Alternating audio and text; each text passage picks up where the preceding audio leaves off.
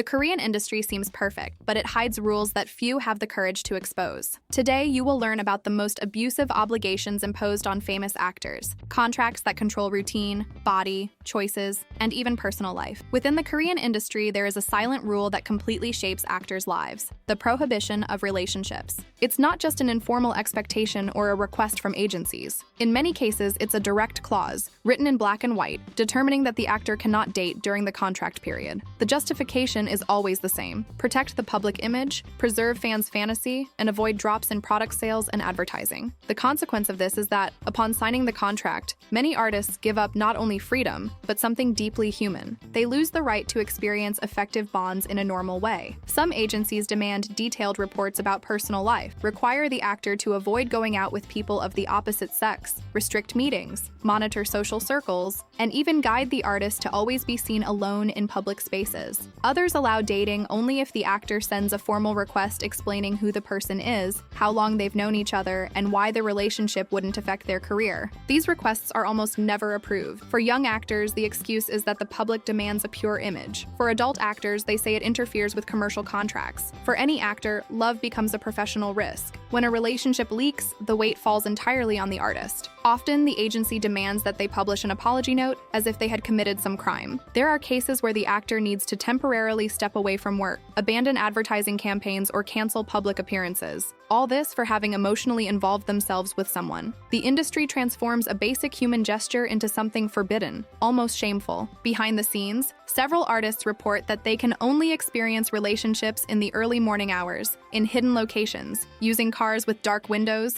unable to take photos together, or tell close friends. It's a routine marked by constant fear of exposure. The result of this is a generation of actors who grow up emotionally isolated. Many confess that they don't know how to deal with intimacy, that they developed anxiety when approaching someone, or that they feel guilty for liking another person. The dating prohibition doesn't protect any image. It destroys legitimate human experiences and creates a clandestine, fragile, and sickened affective life. It's one of the most abusive clauses because it invades something that should be completely beyond the reach of any professional contract. It's the type of rule that transforms an artist into emotional property of the agency. And the second absurd rule that every Korean actor is forced to follow are the inhumane filming routines. The filming routine in Korea is known for being extremely heavy, but few know that this absurd burden is not just a consequence of tight schedules. It's provided for in the contracts. The clauses generally state that the actor must commit fully to the project, which opens margin for workdays that exceed any reasonable limit. In practice, this means that many actors work between 15 and 20 hours a day for months, without receiving additional pay, without days off, and without enough time to sleep. The production system called live shooting, in which the drama is filmed while it's already being broadcast, further aggravates the situation. If the audience complains about something in the week's episode, the script changes and the cast needs to redo everything almost immediately. It's common for a shoot to start in the morning, continue through the afternoon, advance into the early morning, and end only at dawn. The actor sleeps 1 or 2 hours inside the van, touches up makeup, and returns to the set. Many perform action scenes, outdoor shoots in intense cold, or long emotional sequences without adequate rest. The exhaustion is so intense that there have already been several cases of fainting on set, falls, injuries, and even car accidents caused by sleepy drivers and actors returning from filming. Even under these conditions, the contract prevents the actor from refusing scenes or asking to interrupt the schedule. The agency can interpret this as a breach of commitment, which opens space for fines and punishments. Few people realize that behind the perfect performances that reach the audience, there is a physically destructive routine. Some actors report that they go weeks without a single day off. Others state that they don't remember the last time they slept more than 3 hours straight. Mental health also collapses. Anxiety, irritability, memory lapses, and silent crying crises are extremely common. And all of this is normalized because the contract allows it. The agency accepts impossible schedules and the actor is forced to comply, without having any autonomy to say no. This system creates a cruel cycle. Production demands speed, the agency demands performance, the contract demands obedience, and the actor at the center of this is treated as a replaceable piece, someone whose health can be negotiated in exchange for ratings. It's one of the most abusive clauses because it not only controls, but consumes the artist's body and mind. And the worst part is that, since everything is formalized in the contract, the actor has nowhere to run. They sacrifice themselves as far as the body allows, and when they can't take it anymore, the industry simply moves on. And the third absurd obligation that every Korean actor is forced to follow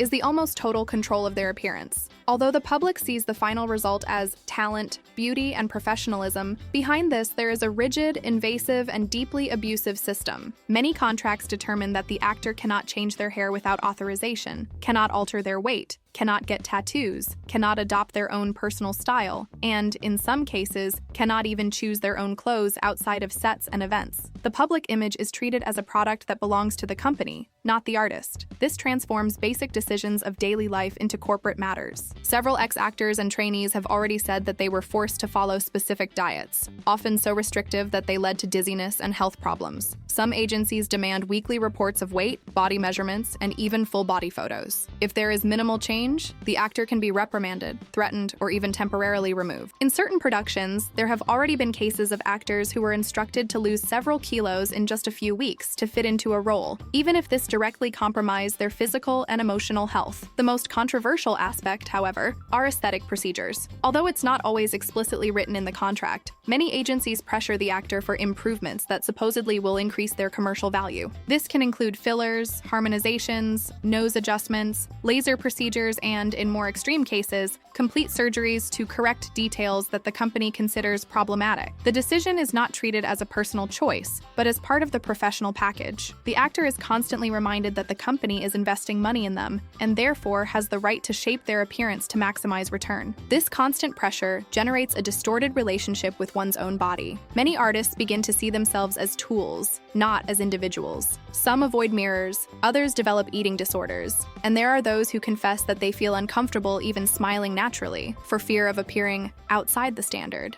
As all of this is supported by clauses that treat image as contractual property, the actor cannot rebel without suffering consequences. They are not only evaluated by talent, they are monitored, measured, and molded as if they were part of a showcase. It's one of the cruelest obligations because it steals something that should be non-negotiable: autonomy over one's own body. The actor stops being the owner of their own appearance. They become, literally, a product configured by other people. And this type of control, repeated year after year, destroys self-esteem silently and lastingly, creating emotional scars that remain even after the end of the contract. The fourth absurd obligation that every Korean actor is forced to accept are the clauses of fines and punishments for vague, subjective behaviors that are often impossible to predict. This is one of the most dangerous and unfair parts of contracts because it gives agencies almost unlimited power of control. Many documents establish that if the actor damages the company's image, commits some public error, or causes any type of controversy, they must pay a very high fine, sometimes much larger than the actual value they received for the work. The problem is that damaging the image can mean absolutely anything. There are cases where false rumors emerge online, and even if the actor is completely innocent, the agency uses the clause to claim that they brought wear to the brand. Other contracts allow fines if the actor becomes ill and cannot attend commitments, such as interviews, events, or shoots. This causes many artists to hide symptoms, work sick, or ignore medical treatments to avoid penalties. There are also situations where the actor is punished for statements considered improper, even if they had no offensive intention. A misinterpreted comment can cost months of salary. The functioning of these clauses is designed to generate constant fear. The actor never knows exactly what they can or cannot do. They avoid giving opinions, avoid exposing hobbies, avoid talking about family, and avoid any type of social or political positioning. The contract transforms the public image into a time bomb that can explode at any moment. And when it explodes, the actor is always the only one to blame, even if the company made decisions that contributed to the problem. Behind the scenes, there is another even crueler aspect. Some agencies use fines as a manipulation tool. If the actor asks for better working conditions, questions something, or doubts the company's agenda, the agency threatens to activate punishment clauses. This silences any attempt at resistance. The contract becomes a legalized leash, an instrument to keep the artist obedient, insecure, and dependent. The feeling is of always being one step away from financial ruin. This type of obligation doesn't protect the company. It only protects the system that controls everything. The actor, on the other hand, constantly lives in a state of alert, knowing that any slip, any rumor, or any misinterpretation can cost years of career and thousands of dollars. It's one of the most abusive clauses because it transforms the artist's life into a minefield in which every move needs to be calculated. The fear of making mistakes becomes part of the routine. And living under fear is not a career, it's imprisonment. And the fifth and final absurd obligation that every Korean actor is forced to follow is the total exclusivity clause, a rule that completely transfers career control to the agency. This means that the actor cannot accept any work without authorization, cannot participate in auditions, cannot negotiate values, and cannot even consider parallel projects without the company approving each step. Decisions stop being professional and become corporate. The actor no longer chooses what they want to interpret. They interpret what the agency wants to sell. This exclusivity prevents growth, blocks opportunities, and limits the artist's trajectory. Even if a better, more challenging, or more profitable role appears, the agency can refuse if they think it doesn't fit their interests. Often, the company prefers to keep them in repeated characters or in low-risk productions to guarantee quick profit. The actor, in turn, is stuck in a routine that doesn't correspond to their potential. Their career becomes shaped to serve the agency's strategy, not artistic development. The cruelest side of this clause appears when the actor wants to change companies. Termination normally involves very high fines, impossible amounts to pay, in addition to the risk of public lawsuits that can destroy their reputation. There are artists who remain for years in contracts they signed very young, without understanding the impact this would have in the future. Even when there is abuse, exploitation, or negligence, the actor has no freedom to leave, and if they try, they can be accused of violating the contract and lose everything they built. Total exclusivity transforms the career into a structure of dependency. The actor works, appears in dramas, and follows the schedule as if they had autonomy, but behind the cameras, they don't control any part of their path. This obligation is as abusive as it is silent, because it takes from the artist the basic right to decide their own destiny. They live within limits they didn't choose and fulfill goals they didn't define, while the agency decides what's best for it and not for them.